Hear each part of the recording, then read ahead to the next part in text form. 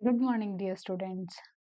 जो भी हमने पिछले चैप्टर में पढ़ा था इनहेरिटेंस की थ्योरीज के बारे में, अभी जो अपना अगला चैप्टर है उसके मॉलिक्यूलर बेसिस के ऊपर डिपेंड रहेगा। ठीक है, उसके बारे में डिटेल स्टडी करने वाले हैं कि क्या मॉलिक्यूलर स्ट्रक्चर्स अपने अंदर प्रेजेंट है जिनकी वजह से इनहेरिटेंस हो रहा है। तो इस चैप्टर का जो सिलेबस है वो इस स्लाइड में मैंने मेंशन कर रखा है। Search for genetic material and DNA as a genetic material. सबसे पहले जेनेटिक मटेरियल क्या था, उसके लिए अलग-अलग रिसर्च प्रोग्राम्स किए गए, अलग-अलग खोजें चलती रही। फिर लोगों को पता लगा कि डीएनए जेनेटिक मटेरियल है, तो इसको प्रूव करने के लिए कुछ-कुछ साइंटिस्ट ने अपनी-अपनी थ्योरीज और एक्सपेरिमेंट दिए। इसके बाद में डीएनए और आरएनए के स्ट्रक्चर्स के बारे में अपन को पता लगा, उनकी डिटेल स्टडी के बारे में देखेंगे। फिर डीएनए की पैकेजिंग किस टाइप से होती है, डीएनए में रेप्लिकेशन क्या होता है, सेंट्रल डोग्मा की थ्योरी क्या बोलती है, ट्रांसक्रिप्शन, जेनेटिक एंड ट्रांसलेशन के बारे में भी डिटेल डिस्कशन करेंगे। इसके अलावा जीन एक्सप्रेशन और उसका रेगुलेशन किस टाइप से होता है, लेकोपेरोन की क्या कहानी है, genome and human genome project क्या है और डीएनए के फिंगरप्रिंट के बारे में अपन पीछे क्या-क्या थ्योरी है, इसके बारे में अपन डिटेल में पढ़ने वाले हैं। ठीक है? तो सबसे पहले अपन बात करते हैं कि जो भी अपना जेनेटिक मटेरियल रहा होगा, उसको सर्च करने के लिए कौन-कौन से साइंटिस्ट आए, कौन-कौन से उनके एक्सपेरिमेंट थे, इनके बारे में बहुत अच्छे से पता होना चाहिए। बहुत ज़्यादा अगर ये आपको नहीं पता है तो कम से कम आपको साइंटिस्ट क्या है और उसकी कौन-सा साइंटिस्ट ने कौन-सी थ्योरी दी है, इसके बारे में पता होना चाहिए। ठीक है? तो सबसे पहले अपन शुरू करते हैं ट्रांसफॉर्मिंग प्रिंसिपल के बारे में, ठीक है? ट्रांसफॉर्मिंग प्रिंसिपल ग्रिफिथ नाम का साइंटिस्ट था। In vivo experiment by Griffith नाम का एक साइंटिस्ट था। इसने ट्रांसफॉर्मिंग प्रिंसिपल दिया था, ठीक है? तो जैसा कि मैं आपको फ्लो चार्ट्स और शॉर्ट नोट्स वगैरह का बताती हूँ, तो मैंने एक स्लाइड खुद प्रिपेयर करी है। देखो ग्रिफिथ का एक्सपेरिमेंट है 1 मिनट।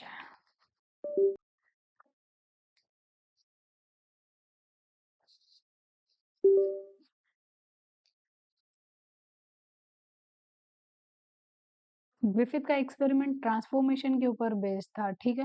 अब ट्रांसफॉर्मेशन के लिए उसने कौन-सा ऑर्गेनिज़्म लिया होगा, कौन से ऑर्गेनिज़्म में क्या इंट्रोड्यूस कराया होगा, कौन से उसके स्ट्रेन बने होंगे, ठीक है? अब एक तो इसके पास R2 स्ट्रेन था, R रिप्रेजेंट कर रहा है रफ को और S3 स्ट्रेन था, जो कि रिप्रेजेंट कर रहा है स्मूथ को, ठीक है? तो देखो सबसे पहले इसने लिया चूहे को, दैट इज़ माइस, ठीक है? इसने चूहे को लिया, चूहे के अंदर इंट्रोड्यूस कराया न्यूमोनिया का लाइव R2 स्ट्रेन। अगर यदि इसने न्यूमोनिया के लाइव R2 स्ट्रेन को इंट्रोड्यूस कराया, तो चूहा सर्वाइव कर गया।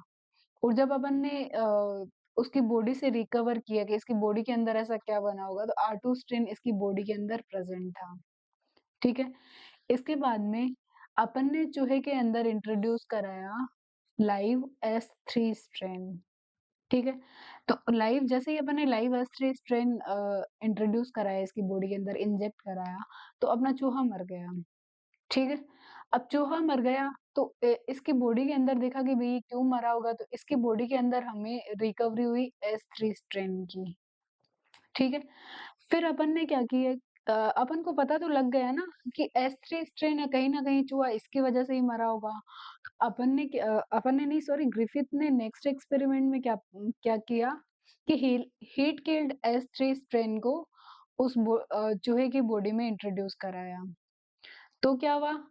चूहा सर्वाइव कर गया। चूहा सर्वाइव कर गया तो उसने देखा कि चूहे की बॉडी के अंदर उसे S3 स्ट्रेन दिखाई नहीं दिया, ठीक है? कहीं नहीं मिला। फिर इसने क्या किया कि ये एक बार फिर से हीट किल्ड S3 स्ट्रेन को तो इंजेक्ट कराया, लेकिन इसके साथ में इसने क्या किया कि लाइव R2 स्ट्रेन को भी इंट्रोड्यूस कराया। तो क्या हुआ? अब हिसाब से तो ना केवल लाइव R2 स्ट्रेन इंट्रोड्यूस कराया तो भी चूहा नहीं मर रहा था, हीट किल्ड S3 स्ट्रेन अपन इंट्रोड्यूस करा रहे थे, तो भी चूहा नहीं मर रहा था। लेकिन इन दोनों को जब साथ में अपन ने चूहे की बॉडी में इंट्रोड्यूस कराया, तो चूहा मर गया। और गजब की बात यहाँ पे देखो ये है कि उस चूहे की बॉडी में अपन को लाइव S3 स्ट्रेन मिला।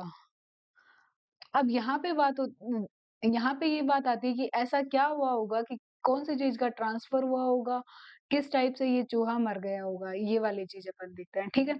तो अब ये जो मैंने यहाँ पे जो ब्लैक ब्लैक सारे लिखे हुए हैं, ये strain recovered from body. Blue वाले मैंने कि चूहा मर गया या ज़िंदा है, ग्रीन वाले कि अपन ने माइस की बॉडी में कौन-कौन सी चीज़ें इंट्रोड्यूस कराई हैं। इसी को एक बार फिर डायग्रामेटिक फॉर्म में मैंने साइड में कॉर्नर में डायग्राम में दिखाया हुआ है, ठीक है? सबसे पहले मैंने क्या किया, रफ स्ट्रेन लिया, आर स्ट्रेन चूहे को मार नहीं रहा था, इंट्रोड्यूस कराया, चूहा मरा नहीं, ठीक है? माउस लाइव, ठीक है? इसके बाद में अपन ने इसने क्या किया, स्मूथ स्ट्रेन लिया, ठीक है? स्मूथ जो स्ट्रेन लिया इसने, एस स्ट्रेन लिया, वो वायरुलेंट था, ठीक है? वायरुलेंट था, चूहे में इंजेक्ट कराया और चूहा मर गया, ठीक है? अब इसने क्या किया, हीट किल्ड स्मूथ स्ट्रेन लिया, चूहे के अंदर इंट्रोड्यूस कराया लेकिन चूहा जिंदा रहा। फिर इसने क्या किया, रफ स्ट्रेन आर स्ट्रेन तो लिया लेकिन इसके अलावा हीट किल्ड एस स्ट्रेन और लिया, ठीक है? तो इससे क्या हुआ, चूहा जिंदा रहना था लेकिन रहा नहीं, चूहा मर गया। मतलब कि ये जो हीट किल्ड स्ट्रेन है, इसके अंदर कोई ना कोई ट्रांसफॉर्मेशन हुआ होगा जिसके कारण ये चूहा मर गया। ये ऐसा ग्रिफिथ का मानना है, ठीक है? आगे बहुत सारे साइंटिस्ट आएँगे, उनके एक्सपेरिमेंट भी देखेंगे, ठीक है?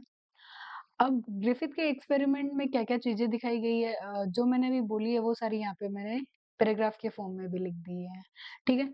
First experiment in the search for genetic material was conducted by Frederick Griffith, ठीक है? इन दिस एक्सपेरिमेंट इसने 2 स्ट्रेन लिए, एक तो एस स्ट्रेन था, 2 स्ट्रेन लिए, एक एस स्ट्रेन था, एक आर स्ट्रेन था of Streptococcus pneumoniae, bacterium responsible for pneumonia were used. Streptococcus pneumoniae pneumonia cause करता है, इसके 2 स्ट्रेन लिए, एस और आर स्ट्रेन, ठीक है? व्हेन स्ट्रेप्टोकोकस न्यूमोनिया या pneumococcus bacteria are grown on a culture plates, some produced smooth shiny colonies that is represented by alphabet S, while other produce rough colonies that is represented by R. Okay, this is because the S strain bacteria have mucus polysaccharide coat capsule while R strain does not. Mice infected with the S strain virulent die from pneumonia, but mice infected with R strain do not develop pneumonia. ठीक है, जो S strain वाला था वो virulent type का था, तो उसमें न्यूमोनिया डेवलप हो गया, चूहे की मौत हो गई। लेकिन जो आर स्ट्रेन वाला था, ये नॉन वायरुलेंट नेचर का था, तो इसके कारण उसमें न्यूमोनिया डेवलप नहीं हो पाया तो चूहा सरवाइव कर गया, ठीक है? अब यही सारी चीज़ें जो मैंने पीछे के एक्सपेरिमेंट में बताई थी, वही सारी थ्योरेटिकल फॉर्म में मैंने यहाँ पे पैराग्राफ के फॉर्म में मेंशन की हुई है। यहाँ तक तो बात आ गई ग्रिफिथ के एक्सपेरिमेंट के बारे में। अब biochemical characterisation of transforming principle, इस वाले एक्सपेरिमेंट में किन-किन साइंटिस्ट ने काम किया था? तो prior to work Avery MacLeod McCarty genetic material was thought to be a protein. Oswald Avery, Colin MacLeod, एवरिन मैकार्टी, ये 3 साइंटिस्ट थे जिनके नाम के बारे में अपन को ध्यान रखना है। अपन चाहे तो डायरेक्ट एवरी मैक्लियोड और मैकार्टी भी याद रख सकते हैं। इन्होंने कंडक्ट किया in vitro experiment to determine the biochemical nature of the transforming principle of Griffith experiment. अब जो ग्रिफिथ ने एक्सपेरिमेंट किया उसके बायोकेमिकल नेचर के बारे में भी बताना था। तो इस बायोकेमिकल नेचर को परफॉर्म करने के लिए 3 साइंटिस्ट आए, एवरी, मैक्लियोड और मैकार्टी। इन्होंने क्या किया, ये जो आप साइड में डायग्राम दिख रहा है, ठीक है? इसको थोड़ा-सा गौर से देखना, लाइव आर-फॉर्म है अपने पास और हीट कील्ड एस कंपोनेंट है। इसको अपन ने टेस्ट ट्यूब में ले लिया। ओवर द टाइम इसने देखा तो इसको क्या मिला कि लाइव अर्स फॉर्म मिल गई, ठीक है? जबकि इसने तो हीट किल्ड अर्स फॉर्म ली थी, आर फॉर्म लाइव थी, आर फॉर्म तो कॉज़ ही नहीं कर रही थी इन्फेक्शन को, न्यूमोनिया की, ठीक है? All cell components live are form ली इसने, हीट किल्ड एस सेल के कंपोनेंट्स लिए, प्यूरिफाई करके इसने ट्रांसफर किया आगे, ठीक है? फिर इसने क्या किया, सबसे पहले इसमें प्रोटीज़ ऐड किया। प्रोटीज़ क्या कर रहा है, जिस किसी एंजाइम के नाम के आगे पहली बात तो जिस किसी के नाम के आगे एज लग जाए वो एंजाइम है। दूसरी बात ये कि जिसके नाम के आगे एज लग रहा है वो उसको डिस्ट्रॉय कर रहा है। प्रोटीएज नाम है, मतलब प्रोटीन को डिस्ट्रॉय करने वाला, ठीक है? प्रोटीज क्या करेगा? प्रोटीन को डिस्ट्रॉय करेगा। इंट्रोड्यूस इनटू आर सेल, इसको आर सेल में इंट्रोड्यूस कराया, एस सेल का ट्रांसफॉर्मेशन देखने को मिला, ठीक है? मतलब कहीं न कहीं प्रोटीन तो अपना जेनेटिक मटेरियल नहीं रहा होगा। फिर इन्होंने क्या किया? आरएनएज़ को यूज़ किया। आरएनएज़ ने क्या किया? आरएनए को डिस्ट्रॉय कर दिया। इंट्रोड्यूस इनटू आर सेल में इंट्रोड्यूस कराया, फिर भी अपन को एस सेल देखने को मिली। ठीक है? लेकिन अब नेक्स्ट टाइम इन्होंने क्या किया, डीएनएज़ को लिया। डीएनएज़ ने क्या किया? डीएनए को डिस्ट्रॉय किया। इंट्रोड्यूस इनटू आर सेल, इसको आर सेल में इंट्रोड्यूस कराया, फिर अपन को यहाँ पे क्या हुआ? आर सेल देखने को मिली। मतलब इस वाले केस में जब अपन ने डीएनएज़ डाल के डीएनए को डिस्ट्रॉय कर दिया, तो अपन को एस सेल ऑब्टेन नहीं हुई है उसके अंदर से। ठीक है? आर स्ट्रेन वहाँ पे देखने को मिला है। ठीक है? इसके बाद में the purified biochemicals like protein, DNA, RNA, etcetera from the heat-killed S cell to see which one could transform live R cell into S cell, ठीक है? इसने ये परफॉर्म किया कि ये जो अपने पास लाइव आर सेल थी और हीट किल्ड एस सेल थी, कौन सी एक चीज है जिसके कारण ये ट्रांसफॉर्मेशन हो रहा है? ठीक है? दे discovered that protein digesting enzyme that is proteases, RNA digesting enzyme that is RNase did not affect transformation, so the transforming substances were not a protein भी नहीं है और आरएनए भी नहीं है। They also discovered that the DNA alone from S bacteria caused R bacteria to become transformed. Digestion with DNAs didn't inhibit transformation, suggesting that the DNA caused the transformation. क्योंकि इन्होंने RNA और protein के ऊपर भी पहले perform करके देखा था, लेकिन वो ट्रांसफॉर्मेशन के लिए रिस्पॉन्सिबल नहीं था। अब इसने डीएनए लेके डीएनए के ऊपर एक्ट किया, तो उन्हें पता लग गया कि भाई डीएनए ट्रांसफॉर्मेशन के लिए रिस्पॉन्सिबल है। अब इन इस पूरी जो एवरी मैक्लीड और मैकार्डी थे, इनके एक्सपेरिमेंट का कंक्लूजन क्या था? DNA is the genetic material, लेकिन प्रोटीन जेनेटिक मटेरियल नहीं है। अपन को भी पता लग गया प्रोटीन और आरएनए जेनेटिक मटेरियल नहीं है, लेकिन डीएनए अपना जेनेटिक मटेरियल है। But not all biologist were convinced, लेकिन इनके एक्सपेरिमेंट से सारे बायोलॉजिस्ट कन्विंस नहीं कर पाए थे। सब बायोलॉजिस्ट को लगा कि नहीं नहीं यार, ऐसा तो नहीं हो सकता है कि इसके पीछे का कोई और रीजन रहा होगा डीएनए को छोड़ के, ठीक है? इसके बाद में एक और साइंटिस्ट आते हैं, हर्शे और चेज ने क्या एक्सपेरिमेंट करके परफॉर्म किया, वो अपन आगे डायग्रामेटिक फॉर्म में भी देखेंगे। The unequal proof that the DNA is genetic material come from experiment of Hershey and Chase, और 1952 में इन्होंने परफॉर्म किया था अपना एक्सपेरिमेंट, ठीक है? They work with E coli and virus cold lambda bacteriophage. ये जहाँ पे भी मतलब ये आ जाए ना बैक्टीरियोफाज के आगे ऐसे कोई, तो आपको इसको लिखना है ये लेम्डा बैक्टीरियोफाज है, बिकॉज ये थोड़ा सा टाइपिंग में एरर है यहाँ पे, ठीक है?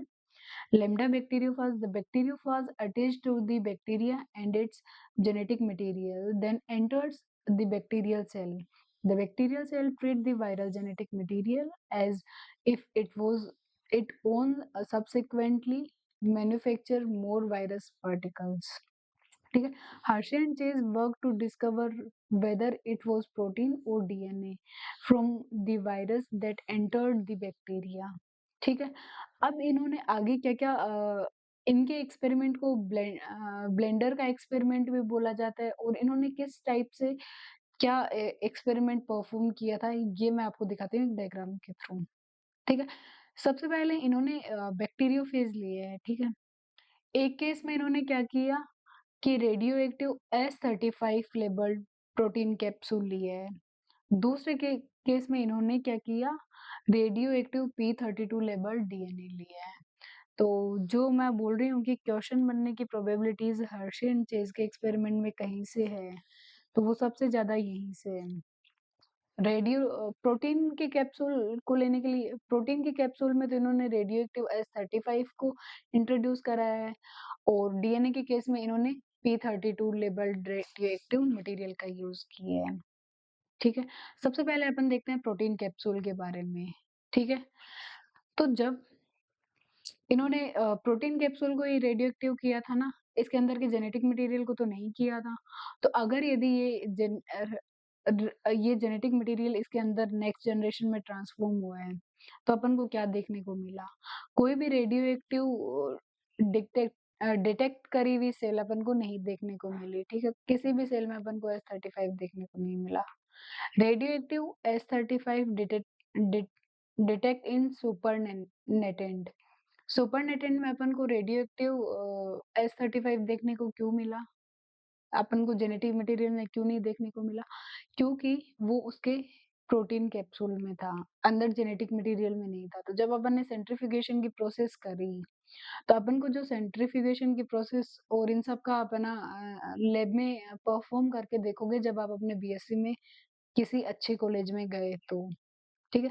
सेंट्रिफ्यूगेशन के प्रोसेस के टाइम में अपन क्या करते हैं, एक टेस्ट ट्यूब में अपना जितना भी जो एक टेस्ट ट्यूब ली, ठीक है? जैसे मान लो ये टेस्ट ट्यूब है, इसमें अपना जितना भी सॉल्यूशन है वो फिल किया, फिर अपने पास लैब में होती है सेंट्रीफ्यूज मशीन। उस सेंट्रीफ्यूज मशीन में वो मटेरियल डाल के वो रोटेट करती जाती है, तो जो अ, हेवी मटेरियल होएगा वो तो बॉटम पे बैठ जाएगा और जो लाइट मटेरियल है, जो कचरा टाइप मान लो, वो ऊपर सुपरनेटेंट की फॉर्म में अपन को मिल जाएगा। ठीक है? तो ये सारी चीज़ें अपन जब बीएससी में किसी अच्छे कॉलेज में एनरोल कर पाए, तो ही अपन को प्रैक्टिकल की फॉर्म में प्रैक्टिकल करने को मिलेंगे। ठीक है? तो इसके अलावा इसमें देखो जैसे सबसे पहले इसका इन्फेक्शन कराया, 3 फेज़ आई। सबसे पहले इसका इन्फेक्शन कराया, ठीक है? इसके बाद में ब्लेंडिंग कराई इसकी, फिर सेंट्रिफ्यूगेशन कराया। सेंट्रिफ्यूगेशन के टाइम में अपन को क्या देखने को मिला, सुपरनेटेंडेंट में ये अपन ने देख लिया। रेडियोएक्टिव P32 डिटेक्ट किया गया सेल्स में। अब क्यों किया गया और इसके अलावा रेडियो एक्टिविटी डिटेक्ट नहीं कर पाए अपन सुपरनेटेंडेंट में। अपन ने इस वाले साइड देखो अपन ने क्या करा है, radio active P32 label DNA का ही तो यूज़ किया है, ठीक है? इसी की वजह से ये अंदर की तरफ अपन को नेक्स्ट जनरेशन में मिला होगा इन्फेक्शन कराने के बाद। ठीक है? तो ये भी प्रूव कर रहा है कि हाँ यार ठीक है, प्रोटीन तो नहीं रही होगी। अ, अपना जो जो अपने इनहेरिटेंस के लिए रिस्पॉन्सिबल फैक्टर है वो प्रोटीन तो नहीं रहा होगा, कहीं न कहीं डीएनए का ही रोल रहा होगा। ठीक है? इसके अलावा इन जो मैं पढ़ा रही हूँ इसमें टर्मिनोलॉजी में कहीं भी किसी हिंदी मीडियम के स्टूडेंट को कोई दिक्कत आ रही है तो साथ के साथ मैंने डायग्राम्स भी लगाए हुए हैं हिंदी में, ठीक है? जैसे कि बैक्टीरियोफाज को अपन बोलते हैं जीवाणुभोजी और रेडियोएक्टिव लेबल्ड प्रोटीन कैप्सूल को अपन बोलते हैं विकिरण सक्रिय से अंकित प्रोटीन संपुट, ठीक है? और मैं आपको यही रिकमेंड करूँगी कि जितना आपको इंग्लिश में समझ में आ रहा है, उतना आप इंग्लिश में ही समझने की कोशिश करें और फिर अगर कोई दिक्कत आ रही है कहीं तो वो वहाँ पे आप हिंदी में भी जा सकते हो, ठीक है? इसके बाद अपन बात करते हैं न्यूक्लिक एसिड्स के बारे में। न्यूक्लिक एसिड क्या होते हैं, किसने इसकी डिस्कवरी करी, कितने टाइप से होते हैं, इनके बारे में अपन बात करेंगे। न्यूक्लिक एसिड को हिंदी में अपन न्यूक्लिक एसिड ही बोलेंगे। इसकी डिस्कवरी करी थी फ्रेडरिक मिस्चर नाम का एक साइंटिस्ट था इसने। Has found some more substances in the nucleus of pus cell of barn owl which is responsible for heredity, ठीक है? और एक जो ये न्यूक्लिक एसिड है इसको न्यूक्लिन नाम दिया था मिशर ने, ठीक है? फिर हर्टविग नाम का साइंटिस्ट आया, proposed nuclein to be carrier of heredity traits. फिर ये जो हर्टविग था इसने बताया कि ये जो फ्रेडरिक मिस्चर वाला न्यूक्लिन है ना, यही हेरेडिटी वंशागति के लिए रेस्पॉन्सिबल है।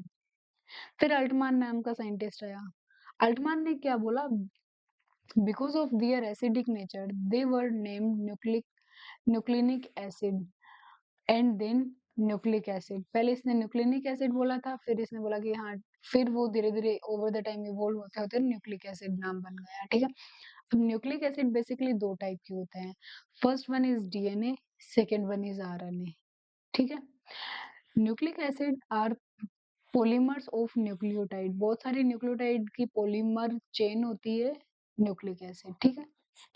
इसके अलावा केमिकल कंपोजिशन देखने वाले हैं अपन न्यूक्लिक एसिड के बारे में, ठीक है? केमिकल कंपोजिशन देखेंगे अपन न्यूक्लिक एसिड के बारे में, तो 3 टाइप से बेसिकली अपना अ, सॉरी केमिकल कंपोज़िशन देखने वाले अपन न्यूक्लिक एसिड के बारे में, यहाँ पे आप सी भी कर लेना, ये न्यूक्लिक एसिड है, ठीक है? न्यूक्लिक एसिड आर पॉलीपेप्टाइड्स, मैंने आपको पिछली लाइन में भी बताया था। Each nucleotide is composed of 3 following components, ठीक है?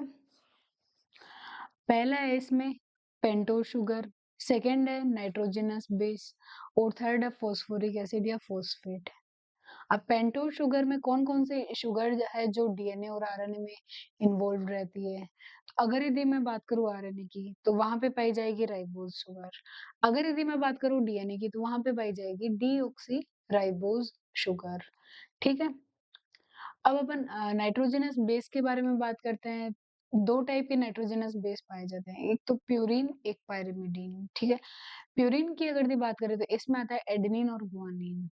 पाइरिमिडीन की अगर यदि मैं बात करूँ तो यहाँ पे पाया जाता है साइटोसिन, यूरेसिल और थाइमिन, ठीक है? अब ये पाइरिमिडीन में है ना, ये तीनों डीएनए और आरएनए में नहीं पाई जाती। आप ऐसे याद रख लेना कि जो सीटी है ज़्यादा डेवलप होती है, तो ये पाई जाएगी डीएनए में। सीयू है कम डेवलप होएगा, ठीक है? तो ये पाई जाएगी आरएनए में। ये बात क्लियर है? इसके अलावा फॉस्फोरिक एसिड तो अपना फॉस्फेट है ही। इसके बाद में नेक्स्ट बात अपन करते हैं डीऑक्सीराइबोन्यूक्लिक एसिड के बारे में, डीएनए के बारे में, ठीक है?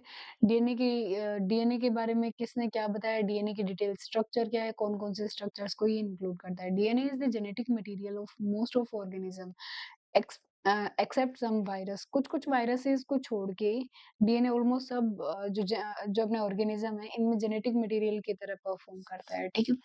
लेंथ ऑफ डीएनए, डीएनए की लेंथ को अलग-अलग ऑर्गेनिज्म में बताया गया है यहाँ पे। सबसे पहले तो ये करना 174 बैक्टीरियोफाज हैज़ 5386 न्यूक्लियोटाइड्स। इसके अलावा ये जो लैम्डा बैक्टीरियोफाज है अपना, इसके पास 48502 बेस पेयर होते हैं। इसके अलावा जो अपनी ई कोलाई है, उसके पास 4.6 into 10 to the power I think 6 है यहाँ पे, ठीक है? बेस पेयर है। And 6.6 into 10 to the power 9 base pair होते हैं ह्यूमन में। तो ये जो मैंने करेक्शन कराया है यहाँ पे, ये आप देख लेना अच्छे से, ये अपनी बुक में भी मेंशन किया हुआ है, ठीक है? अब एक फिशर नाम का साइंटिस्ट आया, discovered the presence of purine and pyrimidine bases in nucleic acid. फिर चारगाफ आया, चारगाफ ने अपना रूल दिया था, वो अपने आप में अलग ही पॉपुलर था, उसके बारे में भी अपन आगे डिटेल में पढ़ने वाले हैं। Found that the purine and pyrimidine content of DNA was equal, मतलब डीएनए के अंदर प्यूरिन और पाइरिमिडिन, प्यूरिन में अपन क्या बात करते हैं एजी, ए और जी, और पाइरिमिडिन में अपन क्या बात करते हैं सीटी, इनका अमाउंट इक्वल होगा। फिर एक आता है विल्किंस एंड रोजलिन फ्रैंकलिन, इन दो साइंटिस्ट ने क्या बताया, got a very fine X-ray diffraction photographs of DNA. The photograph showed that the DNA was a helix width of 2.0 nanometer. One turn of helix was 3.4 nanometer with 10 layers of bases stacked in it. Based on Wilkins and Franklin Chargaff conclusion, Watson and Crick proposed the double helix model for DNA structure of polynucleotide chain. ठीक है? अब Watson और क्रिक है, इसने क्या दिया, DNA का double helix model दिया। इस बात को भी अपन को बहुत अच्छे से ध्यान में रखना है, ठीक है? तो अगर दी मैं ये जो डब्बे में बना रही हूँ रिवाइज करते, अभी तो हो सकता है कि आप अच्छे से हाईलाइट कर लेना, रिवाइज करते टाइम इनको तो बहुत अच्छे से ध्यान ही रखना है, ठीक है? अब ये जो बार-बार मैं बोल रही हूँ पॉलीन्यूक्लियोटाइड की चेन है, ये एक्चुअल में दिखती कैसी होंगी, कौन-कौन से स्ट्रक्चर्स को अपन ने इसमें मेंशन किया हुआ होगा, उसके बारे में देखते हैं। तो सबसे पहले मैंने बोला कि नाइट्रोजनस बेस भी होता है इसके अंदर, शुगर भी होती है और फॉस्फेट भी होता है। तो ये जो साइड में डायग्राम दिखाया गया है हाथ से बनाया हुआ, उसमें देखो मैंने दिखाया है कि ये अपना नाइट्रोजनस बेस है, ये अपनी शुगर है, ठीक है? और ये अपना फॉस्फेट है। यहाँ तक की बात क्लियर है? फिर अब ये आपस में कौन-कौन से बॉन्ड के थ्रू जुड़े हुए हैं, ये चीज़ अपन को बहुत अच्छे से ध्यान में रखनी है। मैं बहुत जोर लगा के बोल रही हूँ कि ये आपको पता होना ही चाहिए, ठीक है? 2 नाइट्रोजनस बेस है, वो आपस में किसके द्वारा जुड़े रहते हैं? हाइड्रोजन बॉन्ड के द्वारा, ठीक है? इसके अलावा जो नाइट्रोजनस बेस है, वो शुगर से किस बॉन्ड के थ्रू जुड़ा रहेगा, तो वो है अपना एन ग्लाइकोसाइडिक बॉन्ड, ठीक है, एन ग्लाइकोसाइडिक बॉन्ड।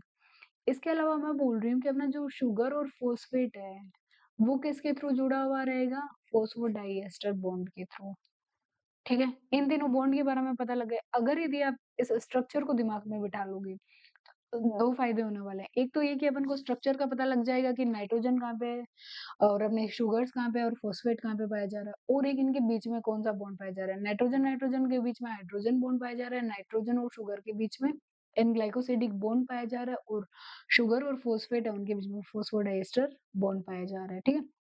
इसके अलावा जो 2 अलग-अलग लेयर के नाइट्रोजन्स हैं, इनके बीच में एक अलग ही टाइप का रिपल्शन क्रिएट होता है, ठीक है। यहाँ पे इसको अपन बोलेंगे बेस स्टैकिंग, ठीक है। नाइट्रोजनस बेस है, यहाँ पे भी बेस है, यहाँ पे भी बेस है, उसकी वजह से यहाँ पे हाइड्रोफोबिक एरिया क्रिएट हो जाता है, ठीक है।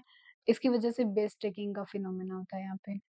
इसके अलावा ये डायग्राम अपने बुक में बनाया हुआ है, जो कि देखो यहाँ पे फॉस्फेट है, यहाँ पे ये जो अपनी शुगर है वो दिखाई हुई है। इसके अलावा ये जो सारे नाइट्रोजनस बेस दिखाए हुए हैं यहाँ पे, ठीक है। सेम यहाँ पे ये जो डॉटेड मैनर में शो किया हुआ है वो अपना सॉरी एच बॉन्ड है, क्योंकि ये नाइट्रोजन को नाइट्रोजन से जोड़ रहा है, ठीक है। इसके अलावा नाइट्रोजन को जो शुगर से जोड़ रहा है, यहाँ कहीं ग्लाइकोसिडिक बॉन्ड है, ठीक है। इसके अलावा जो शुगर है अपनी, उसको फॉस्फेट से जोड़ रहा है, यहाँ कहीं अपना पाया जा रहा है फॉस्फोडाइएस्टर बॉन्ड, ठीक है। इसके बाद में अपन बात करते हैं डीएनए के बाद में अपन बात करते हैं चारगाफ के रूल के बारे में, ठीक है। चारगाफ का रूल केवल और केवल अपन डबल स्टैंडर्ड डीएनए के केस में ही अप्लाई कर पाएंगे, ठीक है। इसके अलावा मैं बात करूँ in a double standard DNA amount of purine nucleotide is equal to amount of pyrimidine nucleotide, ठीक है। प्यूरिन का अमाउंट पाइरिमिडिन के हमेशा इक्वल होएगा, मतलब कि जो अपना डीएनए का मॉलिक्यूल है, ये मान लो ये है, इसमें जितने प्यूरिन पाए जाएंगे उतने के उतने पाइरिमिडिन भी पाए जाएंगे, ठीक है। इसके अलावा इस रूल को एक तरीके से और लिखा जा सकता है, वो ये है कि a प्लस जी अपोन में टी प्लस सी का रेशियो हमेशा 1 होगा। हमेशा क्यों 1 होएगा? क्योंकि एजी क्या है अपने प्यूरिन्स है, और सी और टी क्या है अपने पाइरिमिडीन्स है। अब ये दोनों इक्वल रहने वाले हैं हमेशा, ये दोनों इक्वल रहने वाले, तो इनका रेशियो भी हमेशा 1 ही होगा, ठीक है। अब इसके अलावा मैं बात करती हूँ यहाँ पे एक और, वो ये है कि ए है जो अपना ए, वो हमेशा ही डबल बॉन्ड बनाएगा टी के साथ, या टी अपना डबल बॉन्ड बना रहा है ए के साथ, ठीक है। इसके अलावा जो अपना जी है, वो हमेशा ही ट्रिपल बॉन्ड बनाएगा सी के साथ, ठीक है। ये वाली चीज अपन को बहुत अच्छे से ध्यान में रखनी है। ए डबल बॉन्ड बनाता है टी के साथ, जी ट्रिपल बॉन्ड बनाता है सी के साथ। इसके अलावा बेस रेशियो के बारे में बात करते हैं, ए प्लस टी अपॉन में G plus C, constant for a given species, that is species specific but rarely one. It is higher in eukaryotes and lower in prokaryotes. यहाँ पे अपन ने बात खत्म कर ली चारगाफ के रूल के बारे में। अब अपन बात करते हैं डीएनए का स्ट्रक्चर कैसा रहा होगा, ठीक है। डीएनए के स्ट्रक्चर के बारे में देखने से पहले सबसे पहले अपने केमिकल कंपोजिशन के बारे में देख लेंगे, ठीक है। It is a heteropolymer of deoxyribonucleotides. Chemically, it is composed phosphoric acid, deoxyribose sugars और 4 टाइप के nitrogenous bases, that is ATGC, ठीक है। ये बात मैंने आपको पीछे भी पहले भी बहुत अच्छे से बता दी कि नाइट्रोजनस बेस है, ये अपने नाइट्रोजनस बेस है, ये 2 टाइप से हो सकते हैं, ठीक है। एक तो होता है अपना प्यूरिन, ठीक है, एक होता है अपना पायरिमिडीन, ठीक है।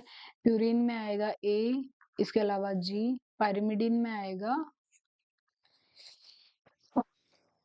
सॉरी पायरिमिडीन में आएगा अपना COT, ठीक है। इनके बॉन्ड किस टाइप से, कौन किसके साथ बॉन्ड बनाएगा और कितने बॉन्ड बनाएगा, ये अपन ने चारगाफ रूल में बात कर ली, ठीक। अब अपन डबल हेलिक्स मॉडल के बारे में पढ़ने वाले हैं डीएनए के, ठीक है। तो ये जो एक्चुअल में ये जो दिख रही है 2 लाइनें सी गई, इनको गूंथ दिया है, ये डीएनए नहीं है। अपन जब एक्चुअल में लैब में देखेंगे बड़े होके, इवन बीएससी के टाइम तो आप नहीं देख पाओगे, एमएससी के टाइम में डिटेल स्टडी करोगे तो ये आपको स्ट्रक्चर दिखेगा डीएनए का, ठीक है?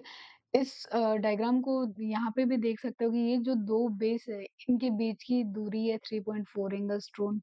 इसके अलावा ये जो एक पूरा चक्कर कंप्लीट कर रहा है, इसकी जो डिस्टेंस है वो है 34 एंगस्ट्रोम। इसके अलावा इसके स्ट्रक्चर में एक मेजर ग्रूव होती है, एक माइनर ग्रूव होती है, ठीक है? और फिर ये जो दोनों लाइन्स है, इनके बीच की जो डिस्टेंस है वो है 2 नैनोमीटर, 2 नैनोमीटर या फिर 20 एंगस्ट्रोम। यहाँ तक की बात क्लियर है? ठीक है? अब इसके बाद में इसके अलावा एक और इम्पोर्टेंट चीज़, जो आपको इस डायग्राम के साइड वाले डायग्राम के कॉर्नर्स दिख रहे होंगे, ठीक है? 5, 3, 5, 3 पता नहीं क्या लिखा हुआ है। तो आप सबसे पहले तो देखो ये ब्लू वाले की पोलैरिटी है 3 प्राइम टू 5 प्राइम। ऐसे ही इसका जस्ट उल्टा होगा रेड वाला। रेड वाले की पोलैरिटी है 5 प्राइम टू 3 प्राइम। ये हमेशा ऐसे ही प्रेजेंट होंगे, ठीक है? इनकी पोलैरिटी हमेशा एक दूसरे के उल्टी पाई जाएगी। अगर यदि अपना DNA double standard molecule structure है, आपको डायग्राम में भी दिख रहा होगा। अगर यदि एक स्ट्रैंड की पोलैरिटी 3 प्राइम टू 5 प्राइम है, तो दूसरे की पोलैरिटी 5 प्राइम टू 3 प्राइम होनी ही है, ठीक है? इसके बाद में अपन 1 मिनट। इसके बाद में अपन जो अपन ने मैंने इस डायग्राम में बताया है, वो सारा यहाँ पे थ्योरेटिकल फॉर्म में भी लिखा हुआ है, ठीक है?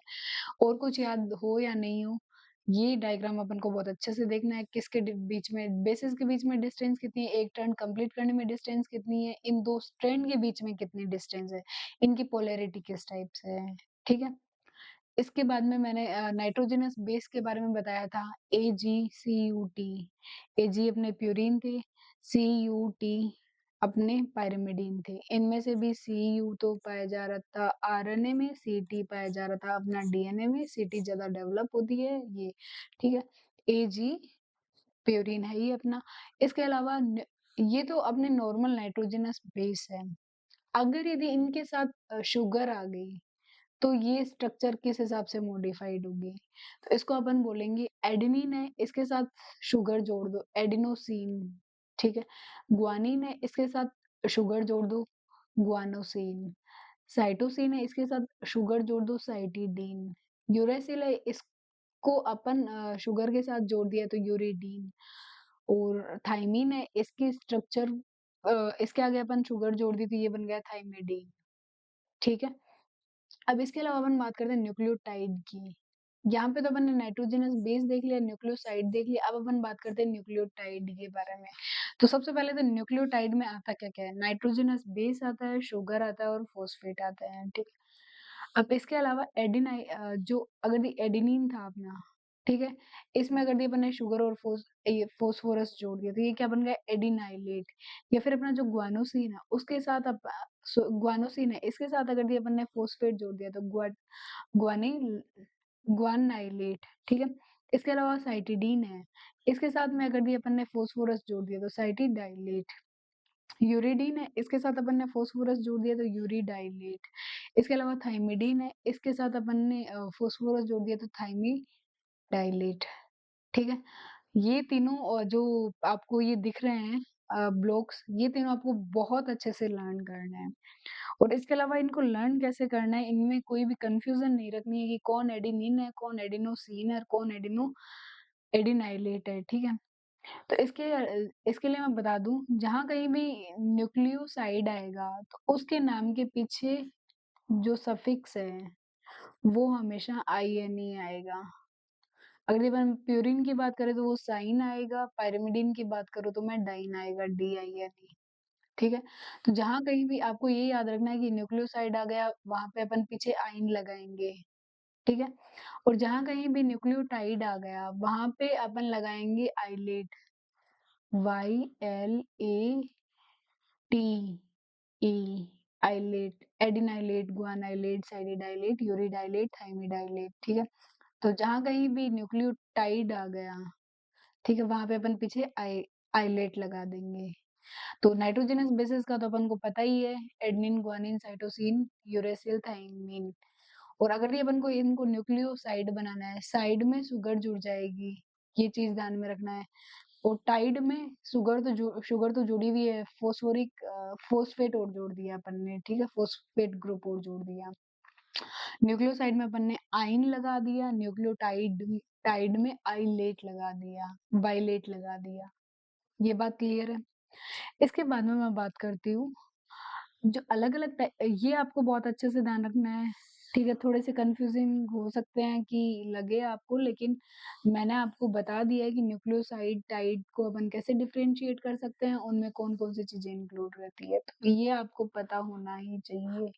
मैंने भी बक्सा बना दिया है, स्टार मार्क लगा दिया है, ठीक है? इसके बाद में बी-डीएनए, ए-डीएनए और जेड-डीएनए में हल्का-सा डिफरेंशिएशन दे रखा है। जो अपन यूजुअली स्ट्रक्चर पढ़ते हैं वो बी-डीएनए के बारे में होती है। Helical sense right handed structure होती है, मेजर ग्रुव पाई जाती है, माइनर ग्रुव पाई जाती है, अपन ने देखा था। हेलिकल टर्न 10.5, इसके अलावा ग्लाइकोसिडिक बॉन्ड का कन्फर्मेशन एंटी होता है। हेलिक्स बेस हेलिक्स राइज पर बेस पेयर 3.4 एंगस्ट्रोम होता है। बेस टिल्ट 6 एंगस्ट्रोम होता है। याद करो तो करो, वरना रहने दो, ठीक है? इसके अलावा इसकी स्ट्रक्चर लगभग ऐसी होती है। इसके अलावा ये जो जेड डीएनए है और सारे के सारे डीएनए राइट डीएनए हो गए, लेकिन अपना जो जेड डीएनए है वो लेफ्ट हैंडेड मैनर में होता है। मेजर ग्रुव, माइनर ग्रुव जैसे यहाँ पे कोई चीज पाई नहीं जाती, क्योंकि ये हल्का सा बिखरी बिखरी सी स्ट्रक्चर है, कहाँ पे इसमें ग्रुव बन जाएगी। बेस पेयर पर हेलिकल टर्न इसमें 12 होता है, जो कि मैक्सिमम है किसी भी डीएनए का, ठीक है? इसमें ग्लाइकोसिडिक बॉन्ड का कंफर्मेशन एंटी भी पाया जाएगा, सिन भी पाया जाएगा, ठीक है? इसी कारण ये थोड़ा-सा बिखरी रैंडम स्ट्रक्चर दिख रही होंगी आपको, ठीक है?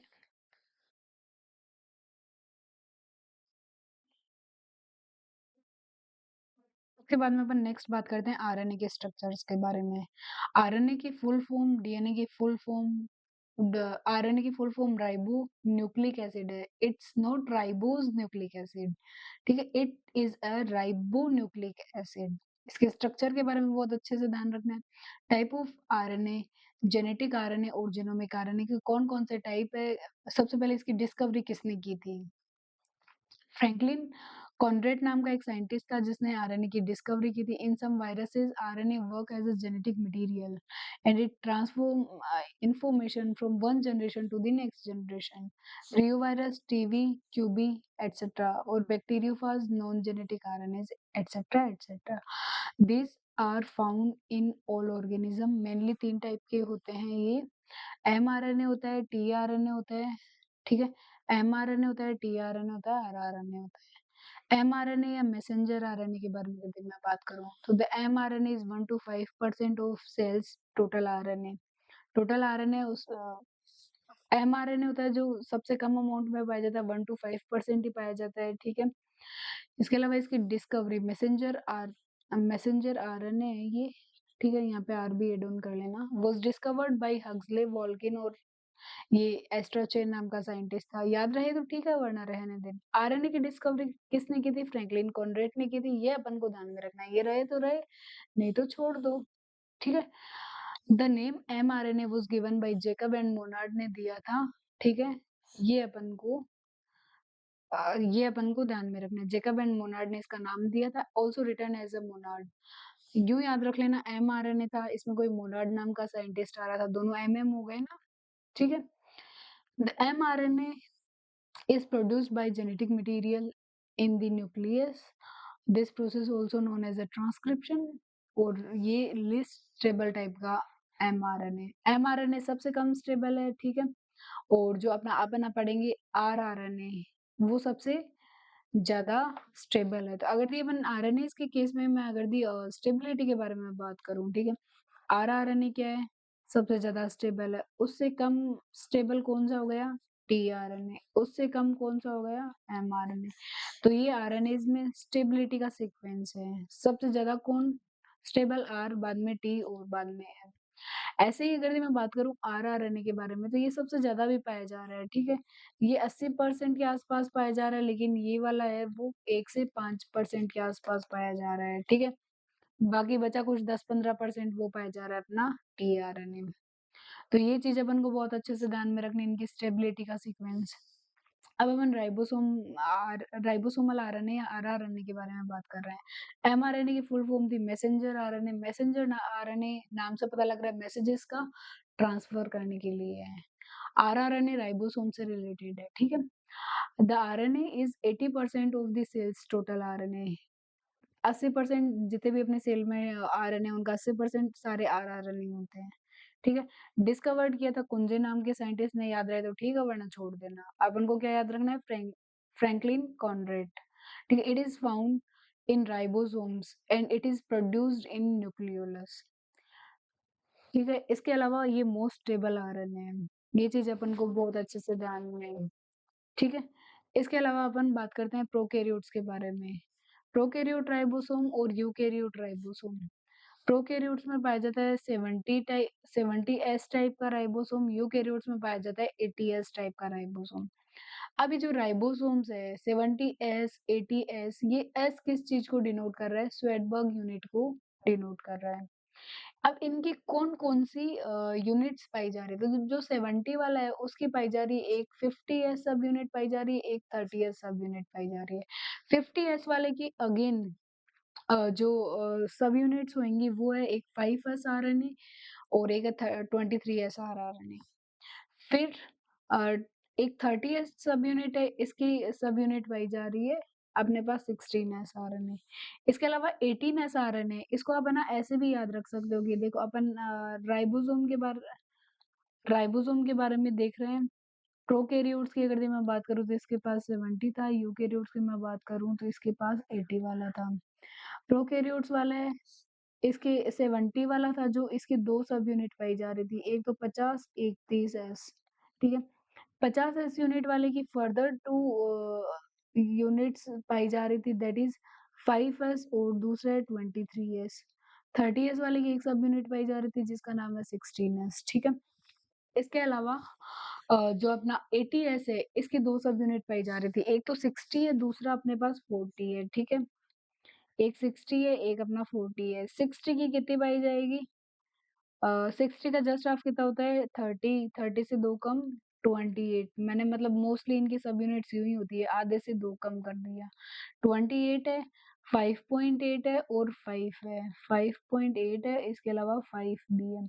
इसके अलावा जो 40 सब यूनिट है, इसकी 40th सब यूनिट है, इसकी ब्रांच है 18s, ठीक है?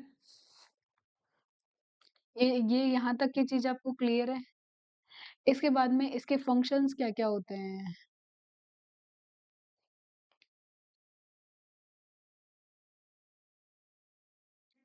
इसके फंक्शंस के बारे में अपन बात करने वाले थे। RRNA plays a structural and catalytic role in protein synthesis. rRNA provides attachment site to to tRNA and mRNA and attach them to on the ribosomes. The bond formed between them are known as a salt linkage. Salt linkage का यहाँ पे formation हो जाएगा. The attached tRNA larger subunit of ribosome, mRNA smaller subunit of ribosome. ठीक है?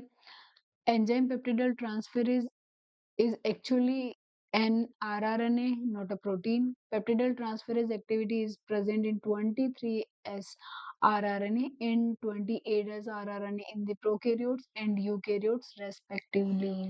ठीक है? पेप्टिडल transferase activities अगर यदि प्रोकैरियोट्स में प्रेजेंट है तो वो होगी 23 S R R N A में, अगर यूकैरियोट्स में पाई जा रही तो वो पाई जाएगी 28 S R R N A में।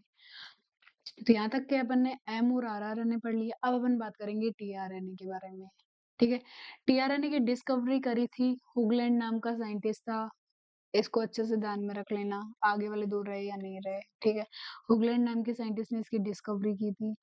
जितने भी आरएनए उसका 10 से 15% ये आरएनए पाया जाता है अपना टीआरएनए। इसकी स्टेबिलिटी की बात करें, तो मैंने आपको पिछले वाले डायग्राम में भी दिखाया था कि आरआरएनए से तो कम स्टेबल होएगा ना टीआरएनए, क्योंकि ये वाला मोस्ट स्टेबल है। एमआरएनए से थोड़ा ज़्यादा स्टेबल हो जाएगा, ठीक है? अब इसमें अ, ऑलमोस्ट 75 टू 92 न्यूक्लियोटाइड्स पाए जाते हैं। 60 से 150 टाइप के टीआरएनएस देखने को मिलते हैं।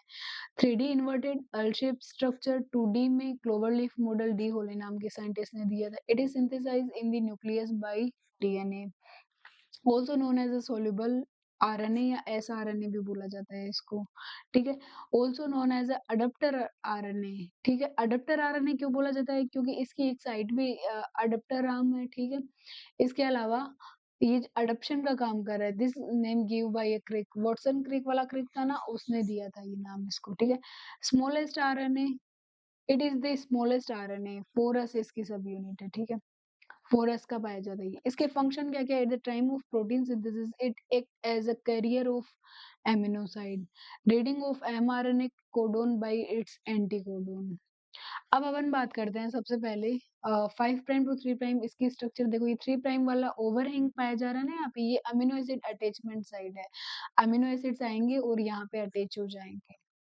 इसके अलावा यहाँ पे T5C लूप पाया जा रहा है, थाइमिडीन स्यूडोयूरिडीन साइटोसिन लूप, ठीक है। इसका फंक्शन क्या है? राइबोसोम के साथ इंटरेक्शन करने का। इसके अलावा यहाँ पे वी लूप पाया जा रहा है, वेरिएबल लूप। इसके अलावा इधर एक एंटीकोडोन लूप भी पाया जा रहा है। एंटीकोडोन लूप क्या कर रहा है? जो टीआरएनए का एंटीकोडोन्स है वो एमआरएनए के कोडोन्स के साथ इंटरेक्ट करते जाएंगे, ठीक है। ये प्रोसेस अपन आगे डिटेल में दोबारा पढ़ेंगे। इसके अलावा यहाँ पे पाया जाता है डी लूप या डीएचयू लूप, ठीक है। ये क्या है? Amino acid synthetase recognition loop है, ठीक है। इसका काम क्या होता है? अमीनो एसिड चार्जिंग का, अमीनो एसिड को टीआरएनए पे चार्ज करने का ये काम करता है। यहाँ तक की बात क्लियर है? इसके बाद में नेक्स्ट मैं बात करूंगी packaging of DNA helix. DNA helix की किस टाइप से पैकेजिंग होती है इसके बारे में बात करेंगे, जो आज का लास्ट टॉपिक है।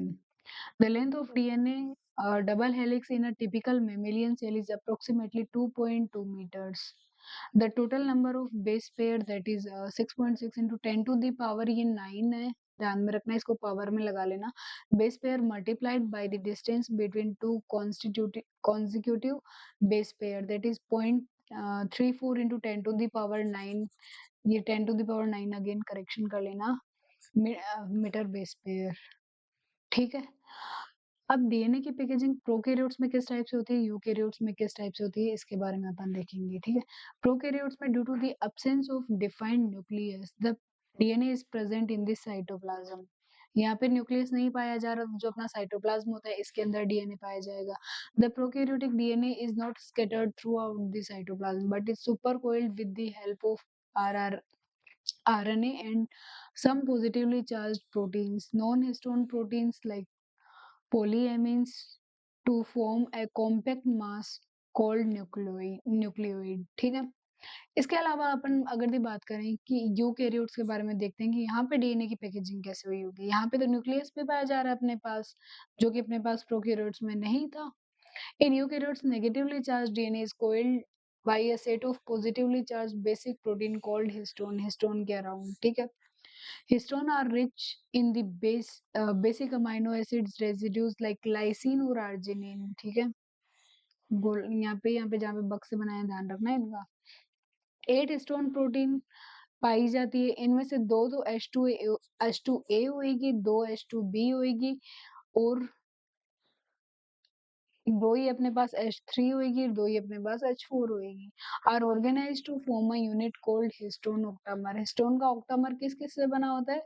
H2A, H2B और H3 और H4 के दोनों, ये चारों दो दो पाई जा रही है इनसे। About 200 base pair of negatively charged DNA is wrapped around the positively charged histone octamer to form a structure called a nucleosome, ठीक है। न्यूक्लियोसोम की साइज लगभग कितनी? 11 into 6 नैनोमीटर साइज में, ठीक है। इसके बाद में the DNA connecting two adjacent nucleosomes is called the linker DNA. About 145 angstrom with 70 base pair. It bear H1 histone protein. Nucleosome chain is seen as a beads on string. Nucleosome की अगर अपन chain देखे तो अपन को यूं लगेगा कि एक है ना, जो मोतियों की माला होती है ना, वैसी कोई स्ट्रक्चर है। Structure viewed under the electron microscope के अंदर जब अपन ने इसको देखा, ठीक है। नेक्स्ट मैं इसको डायग्रामेटिक फॉर्म में बता दूं थोड़ा सा कि जो अपना न्यूक्लियोटाइड्स है वो बीट के ऊपर किस टाइप से दिखते हैं। न्यूक्लियोसोम की चेन है, न्यूक्लियोसोम, इनके ऊपर डीएनए किस टाइप से पाया जा रहा है, तो ये माला जैसी कोई स्ट्रक्चर सबसे नीचे वाले डायग्राम में आपको दिख रही होगी, उसके ऊपर न्यूक्लियोसोम्स पाए जा रहे होंगे। न्यूक्लियोसोम में जो मैंने कोर हिस्टोन के बारे में बात करी थी, इसमें H2A, H2B, H3, H4 ये चारों 2-2 पाए जा रहे थे। इन्होंने हिस्टोन का ऑक्टामर बनाया। अभी डीएनए इससे लिपटा हुआ है। यहाँ पे ये H1 हिस्टोन पाया जा रहा है, यहाँ तक ठीक है। इसके बाद में अपन बात करते हैं packaging of DNA helix. DNA helix की पैकेजिंग कैसे हुई होगी, इसके बारे में डिटेल में मैंने आपको जितना भी बताया उसका डायग्रामेटिक रिप्रेजेंटेशन यहाँ पे किया हुआ है, ठीक है। The nucleosome chain in the nucleus is further coiled by many non-histone chromosomal proteins, non-histone chromosomal proteins, NHC proteins, to form condensed thread-like strand-colored body called chromatin. Chromatin के बारे में देख लिया, NHC protein, non histone chromosomal protein, ठीक है।